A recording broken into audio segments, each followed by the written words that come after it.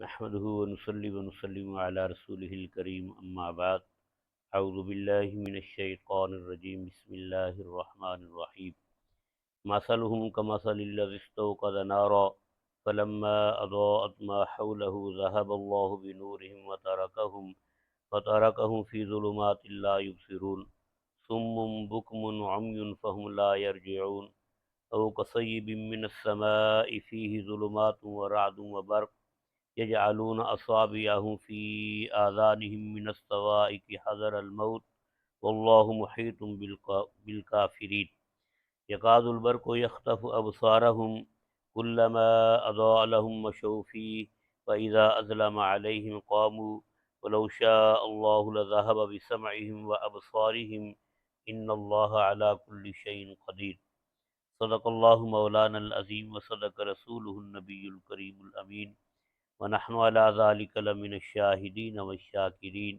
والحمد للہ رب العالمین۔ پھر نہایت ہی محترم مکرم معزز سامعین و ناظرین، السلام علیکم ورحمۃ اللہ وبرکاتہ۔ میں نے اس وقت سورہ بقرہ کی 4 آیات آپ کے سامنے تلاوت کی ہیں، آیت نمبر 17، 18، 19 اور 20۔ اللہ رب العزت نے ان آیات کے اندر منافقین کے بارے میں کچھ مثالیں بیان کر کے ذکر فرمایا۔ مثلہم، ان کی مثال، کمثل الذی، اس شخص کی طرح ہے، استوقد نارا، جس نے آگ جلائی، فلما اضاءت ما حولہ، پس جب اس کا ارد گرد روشن ہو گیا، ذہب اللہ بنورہم، اللہ تعالیٰ ان کی روشنی کو لے گیا، وترکہم، اور چھوڑ دیا ان کو، فی ظلمات، اندھیروں میں، لا یبصرون، وہ دیکھتے نہیں، صم، بہرے ہیں، بکم، گونگے ہیں، عمی، اندھے ہیں، فہم لا یرجعون، پس وہ نہیں لوٹتے۔ اس آیت کے اندر اللہ رب العزت نے یہ مثال بیان فرمائی کہ ایک شخص نے آگ روشن کی اور اس روشنی سے پورا علاقہ روشن ہو گیا۔ روشن کرنے والے سے مراد محبوب کریم امام الانبیاء صلی اللہ علیہ وسلم کی ذات اقدس ہے کہ آپ صلی اللہ علیہ وسلم اسلام کی روشنی لے کر آئے، اسلام کا نور لے کر آئے، جس سے سارا علاقہ روشن ہو گیا۔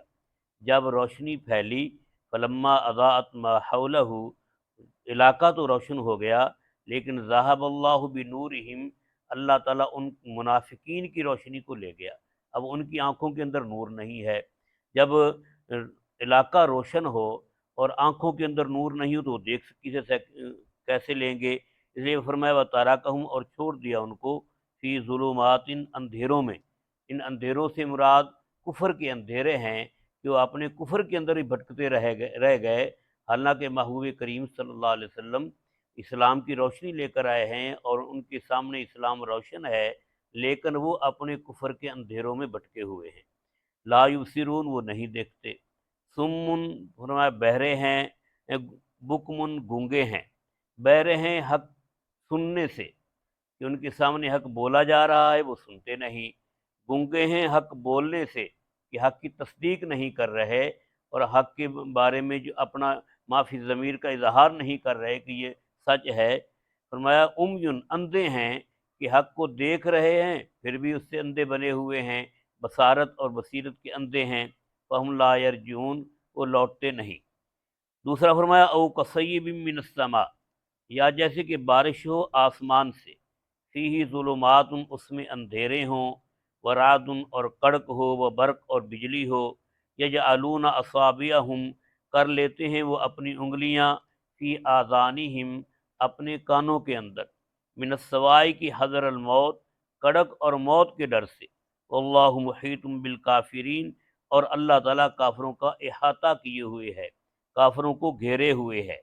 تو اس میں یہ مثال بیان فرمائی کہ جیسے آسمان سے بارش اتر رہی ہے، تو قرآن پاک کو بارش سے تعبیر فرمایا کہ قرآن پاک کا اترنا ایسے ہے جیسے رحمت کا اترنا، بارش کا اترنا، اور جیسے زمین سیراب ہوتی ہے بارش سے، ایسے ہی قرآن سے دلوں کی زمین سیراب ہوتی ہے۔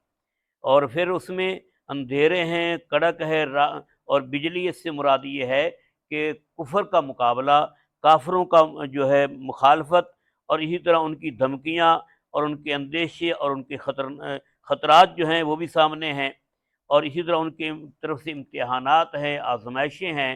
منافقین جب یہ دیکھتے ہیں کہ حالات خراب ہو رہے ہیں، پھر وہ اپنے آپ کو روک لیتے ہیں اسلام سے، کافروں کی طرف ان کا رخ ہو جاتا ہے۔ لیکن جب دیکھتے ہیں کہ حالات ذرا بہتر ہو گئے اور مسلمانوں کے حق میں حالات چل رہے ہیں، پھر اپنے اسلام کا اظہار کرتے ہیں۔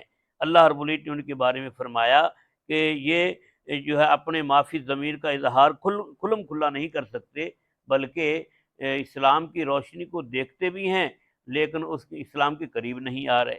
فرمایا یکاد البرق، قریب ہے بجلی، یخطف ابصارہم، کہ ان کی آنکھوں کو اچک کر لے جائے، کلما اضاء لہم، کہ جب کبھی ان کے لیے روشنی ہوتی ہے، مشوا فیہ، اس میں چلتے ہیں، وَإِذَا أَظْلَمَ، اور جب اندھیرا ہوتا ہے، علیہم، ان پر، قاموا، کھڑے ہو جاتے ہیں۔ وَلَوْ شَاءَ اللَّهُ، اگر اللہ چاہے، لَذَهَبَ بِسَمْعِهِمْ، لے جائے ان کے کان، وَأَبْصَارِهِمْ، اور ان کی آنکھیں، إِنَّ اللَّهَ عَلَى كُلِّ شَيْءٍ قَدِيرٌ، بے شک اللہ تعالیٰ ہر چیز پر قادر ہے۔